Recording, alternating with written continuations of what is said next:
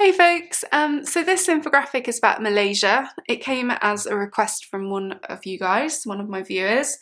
I tend to focus more on the Amazon with my students, but actually Malaysia has got the highest rates of deforestation, so it's not a bad one to do at all.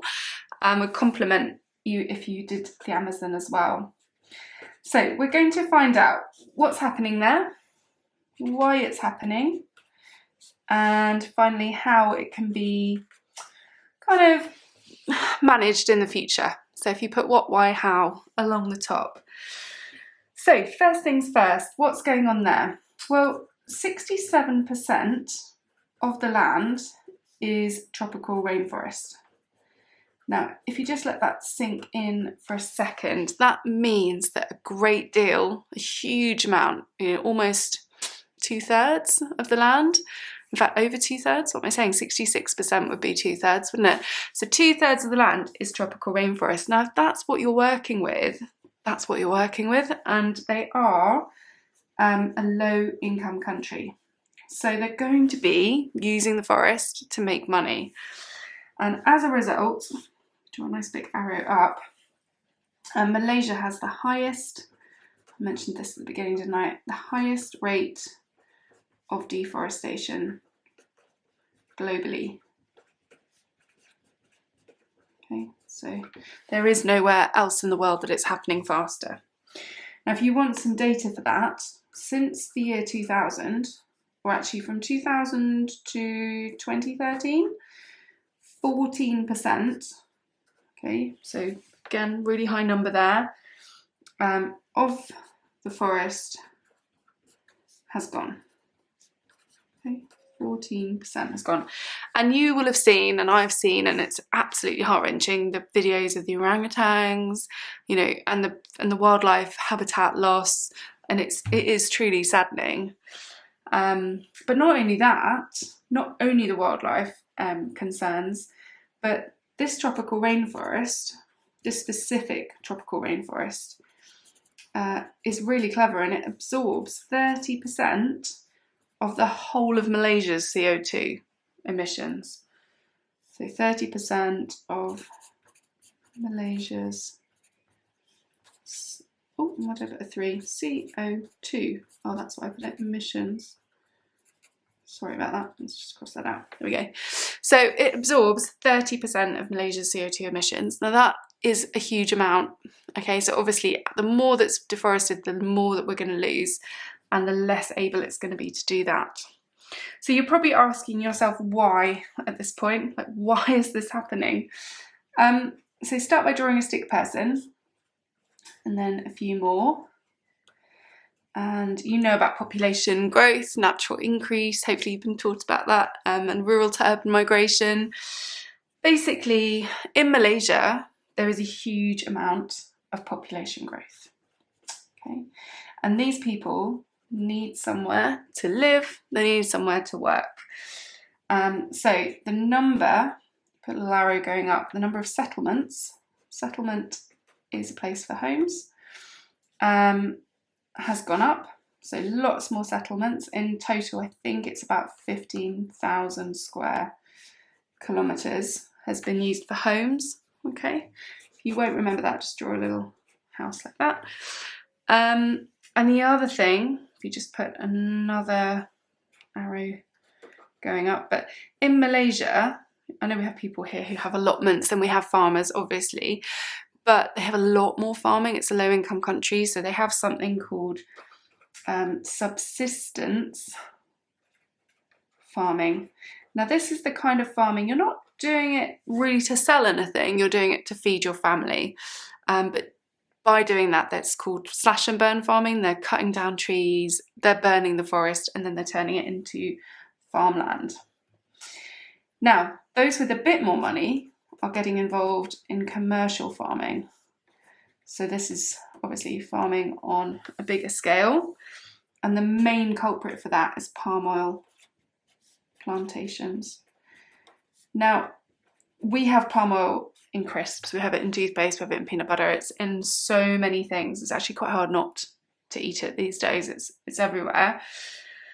And one of the reasons that they're growing this particular crop, it's not an accident. They're doing it because they get a 10-year tax incentive. Okay, so for 10 years they can pay less tax growing that specific crop because the government wants to ship that crop and to export it and to get money. Now sometimes they're just logging. Okay, don't really say much about that. Maybe just mention it's a wood called tropical hardwoods. These are valuable woods. Okay, they are literally just cutting down the trees and selling the trees. Okay, sometimes it's for, like we said, the subsistence farming. Sometimes it's palm oil. Sometimes they're just logging. Other times there's lots of hydroelectric in Malaysia. So that's dams. Okay, there's a particular one called the Bakun Dam, and that flooded, I think it was 700 kilometres squared of land. So you can see the damage that these different things are doing. And then finally, and I'll just pop this one in, it's the same in the Amazon, but road building. Now, road building isn't linked to just one thing. It can be for lots of different reasons, mining, for fossil fuels, gemstones, it could be for logging, it could be for any of these things. But if you're building roads, you're cutting down trees. So what can be done about it? Now, I'll try and put this in the best order I can, okay? International agreements are the best method of managing rainforests. So imagine you've got the EU over here. Now they can give money, put pound sign for, might as well just have it, to Malaysia, basically to stop them cutting down their rainforest. And you might say, well, why do they do that? Well, in return, Malaysia have to promise not to cut down their rainforest, or they have to conserve a certain area of it, put in conservation measures. It's not just the EU, lots of countries are doing this, or they're sometimes called debt for nature swaps. Okay, you could remember to write that. These are the best, okay, because they're legal, they're binding, and they work. Secondly, education.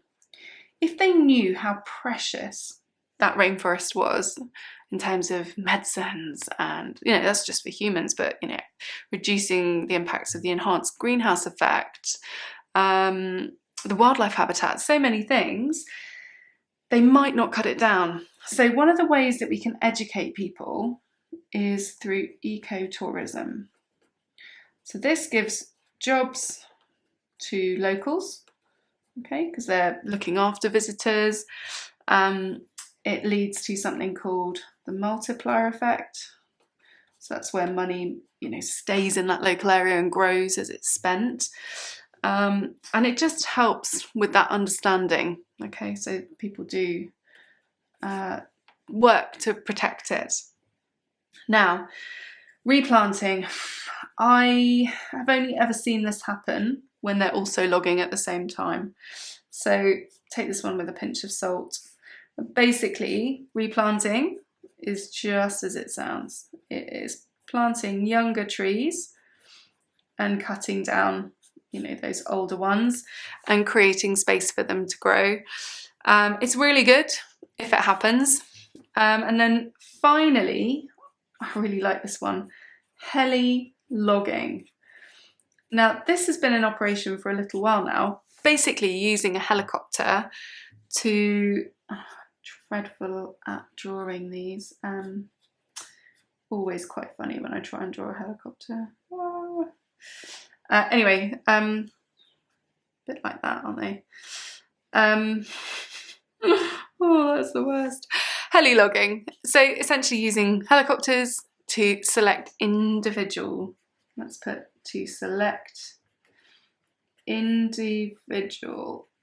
trees. That means they can pick the kind of biggest wolf trees, they're called. They're often hollow on the inside, but they can remove the tree without building a road, which means you don't get all these farmers and illegal loggers there. Hope that's helpful.